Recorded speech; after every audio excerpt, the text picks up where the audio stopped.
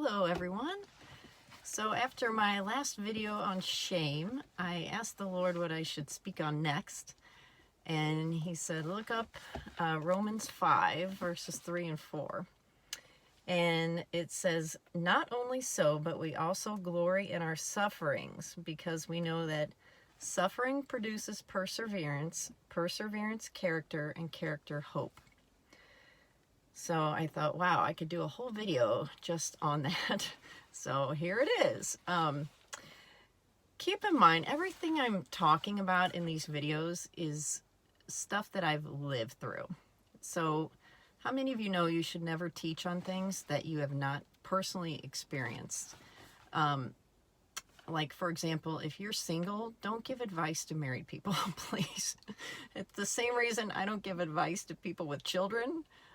Because I don't have children. I have no idea what that's like. I can tell you how to create healthy boundaries, but I do not know how it is to raise children, nor am I going to give you advice on that at all. So, with that said, looking at these verses, the Lord told me just to focus on the emotions. So I started thinking about shame and how it can often drive us. So in my last video, I talked about how it causes us to hide. It can drive us to addiction, which is a form of hiding from ourselves. But it also causes us to, addictions allow us to hide from our feelings. So this is something that I've been very good at my whole life, is hiding from my feelings. But when we don't connect with our feelings and allow them to wash over us, it keeps us in a state of emotional immaturity. So we never grow up, really. Most cultures understand that pain is a part of life, but in the United States, we tend to avoid pain through different things. A lot of pharmaceutical drugs, illegal drugs, wine, smoking pot, smoking cigarettes, even watching TV and eating processed sugar. Those are ways that we definitely avoid dealing with our feelings. I know sometimes I'll be at work on set for a very long day, and I'll be exhausted when I get home because I tend to feel everything in my environment. I feel the emotions of the people around me. I feel the even the spiritual atmosphere where I'm working that day. So I get pretty inundated all day. So sometimes I come home and I just turn on the office so I don't have to think or feel or do anything.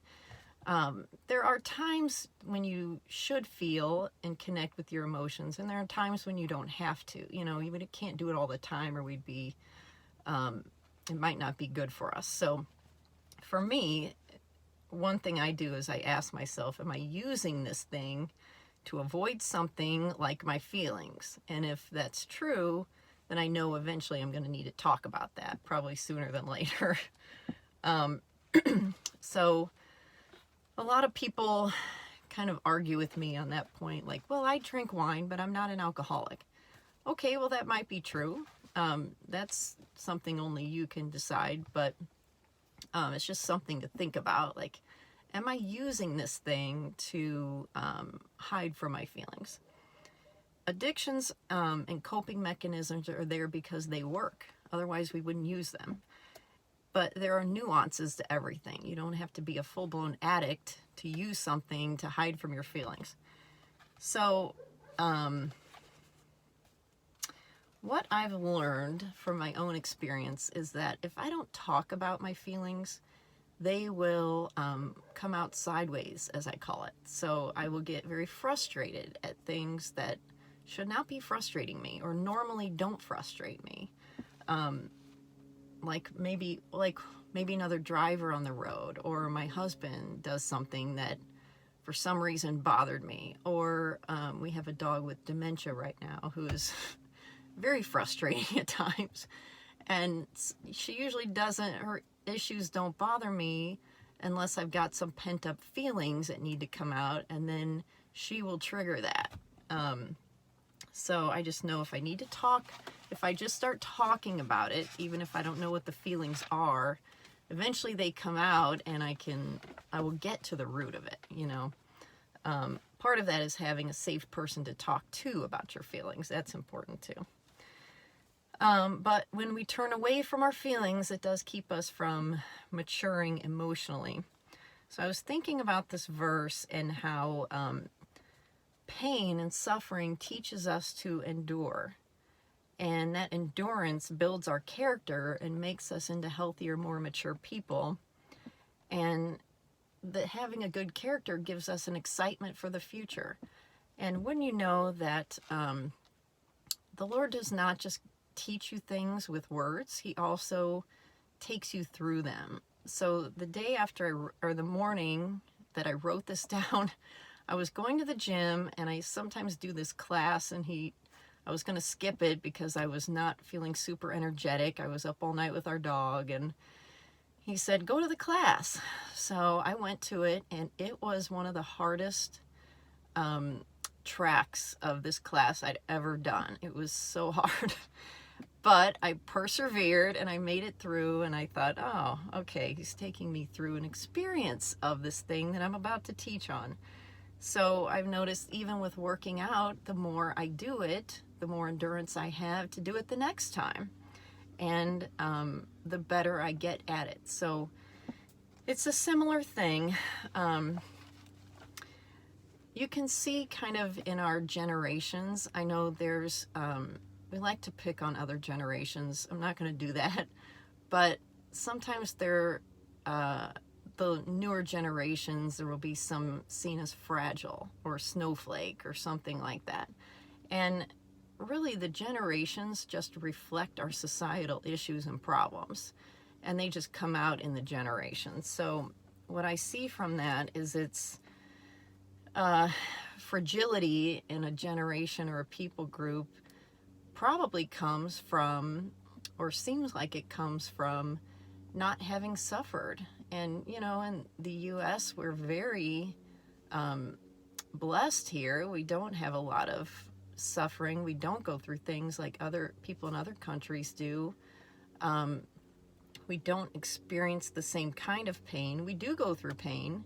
It's just a different, it's not quite at the level of someone in like a third world country or something like that.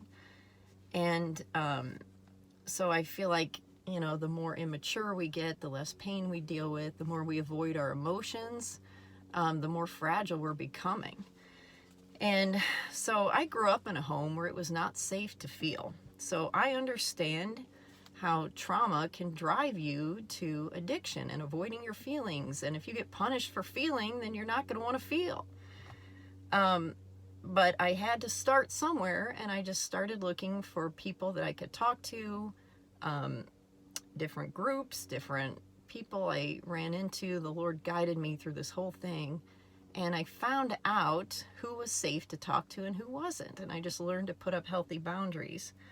So now I will say this in regards to trauma is sometimes you're not avoiding your feelings. You are in a state of complete and total dissociation from your feelings, as if it's a separate person entirely. That is a whole other thing. That you definitely need professional help if you're in a state of dissociation, because you're not going to be able to get past that trauma until you deal with the trauma itself. So I definitely recommend professional help for that. That is something only the Lord can lead you out of. And one thing I've learned is that even when you read the Bible, Jesus never healed the same way twice. Every person's healing path was unique to that person. And yours is the same way. So if you don't know what your path is, I always say just start moving and you'll find it. The path will reveal itself, but just start trying things and see what works best for you. And another thing I wanted to mention is that it's okay to be afraid of dealing with your feelings. If you've never done it before, it's really scary and it's hard to do. So don't think that this is just going to be an easy thing. Now, life is easier on the other side of it once you learn how to connect with your feelings and actually feel them. But getting there is a process, but it's a huge beneficial payoff in the end. if you can do it. So, oh, and another thing I was thinking is how our buried emotions come out in our bodies in physical ways. So migraines, menstrual cramps, all these different things like severe pains, arthritis, these are all buried emotions. We are mind, body, soul, and spirit, and we have to address all 4 aspects of anything in our body, or we're not going to get to the root of it. So it's good to know the symptom of something, but your body's giving you a symptom to show you there's a bigger problem. It's not just about the headache or the migraine or whatever it is. There's something deeper going on you need to deal with in your spirit and your emotions. Okay, so I think that's it for this video. Yeah, so just to reiterate, everything I'm talking about is stuff that I've lived through, and they say it takes 20 years to make a profit.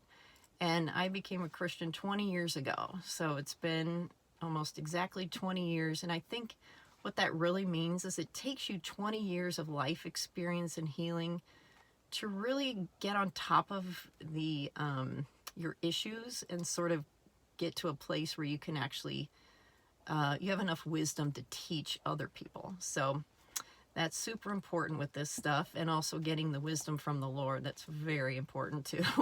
Without that, I would not be able to do this at all. I'll have to do another video on where I started in this process. Oh my gosh, you would not recognize me. Anyway, so that's it for this one. I'm going to keep doing these as often as I can. So, all right, thanks guys. Bye-bye.